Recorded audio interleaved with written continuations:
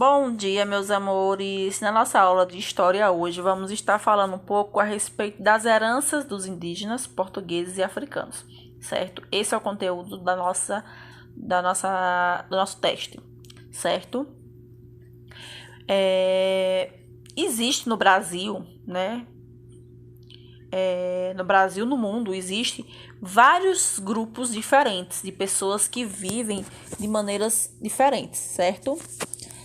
Muitos desses grupos, eles conservam costumes dos antepassados, o que influencia o modo de vida de uma sociedade, certo?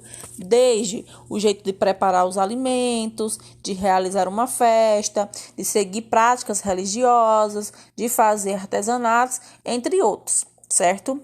Então, esses conhecimentos, costumes e tradições são passados de geração para geração, formam a herança cultural de uma sociedade. Então, esse conhecimento, esse costume que vai passando de geração para geração é chamado de heranças culturais, ok? Um exemplo é a cultura brasileira, que foi formada por elementos de povos de diferentes partes do mundo, certo?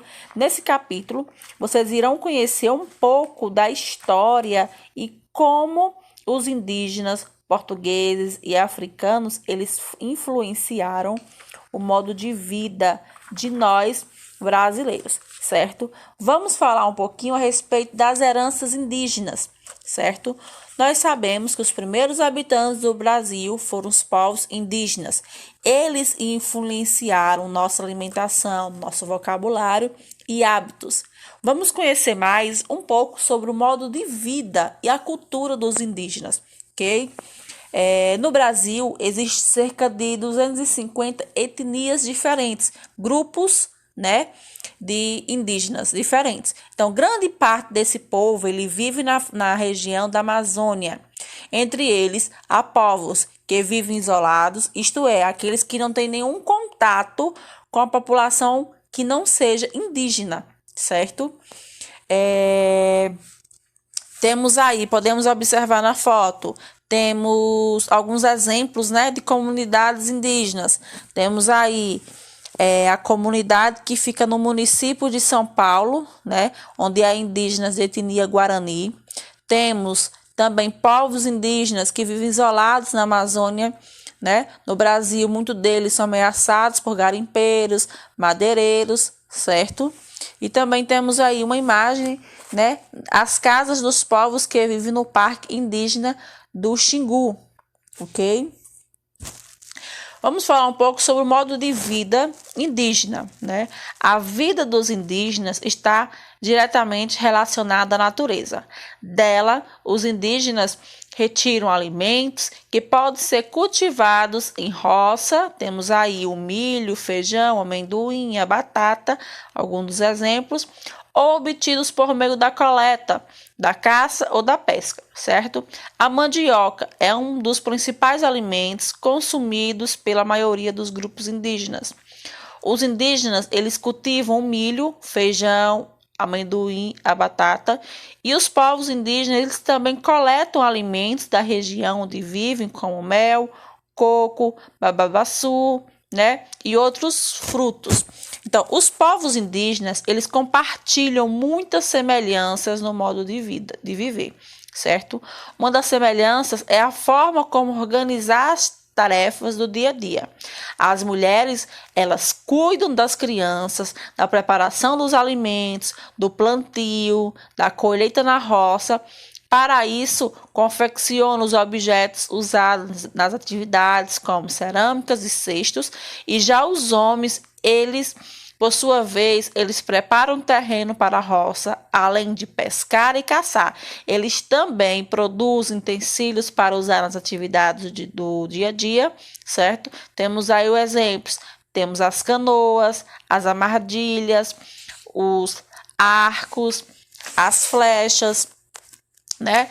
Já em relação aos objetos indígenas, geralmente os indígenas eles produzem os objetos que são necessários para a própria sobrevivência e para a prática de rituais, certo? Essas peças, elas são feitas de materiais que são encontrados exclusivamente nas florestas, como as palhas, as fibras, as argilas, madeira, né? São pouco mais de 100 itens que os indígenas eles precisam para viver. Embora os indígenas eles tenham semelhanças no modo de viver e de pensar sobre o grupo, cada grupo tem identidade e culturas próprias de acordo com a etnia. Desse modo, existem diferentes danças, comemorações e rituais, certo? Temos diversos indígenas que eles pintam o rosto e o corpo quando há eventos na aldeia. As tintas, elas são naturais, elas são feitas de sementes ou de frutos. Por exemplo, a semente do genipapo, ela é usada para a produção de uma tinta de cor preta. Já o do urucum, para a cor vermelha, certo? Vocês podem observar aí esses indígenas, né, que eles estão pintados, né? Já a cultura indígena no nosso cotidiano. Então, desde do início do capítulo, né, que nós estamos falando de como usar redes para dormir ou descansar. É um hábito que herdamos dos indígenas do passado, né? Outros hábitos indígenas incorporados no cotidiano brasileiro são, por exemplo, comer beiju de mandioca e tomar banho todos os dias. Então, herdamos isso dos indígenas, certo? Você já percebeu que o nome de muitas cidades tem origem indígena? Pronto, temos aí o nome de Curitiba, Itaçaí, Itapoã, né? São alguns exemplos. Embora a língua portuguesa seja a nossa língua oficial, a língua tupi foi falada por muito tempo pelos habitantes do Brasil, lá no passado. Muitas palavras que conhecemos são de origem tupi, certo? Temos aí tatu, perereca, paçoca, tucano, jabuti, sabiá, né? Como os primeiros povos indígenas que os europeus encontraram ao chegar ao litoral brasileiro falavam tupi, esses europeus aprenderam a língua e incorporaram muitas palavras ao idioma português. Somente mais tarde, os portugueses conheceram povos indígenas que falavam outras línguas, né? Atualmente, há mais de 150 línguas indígenas que são conhecidas no nosso Brasil, certo? Acabamos de falar a respeito da herança dos indígenas, certo? Agora vamos falar a respeito das heranças dos portugueses.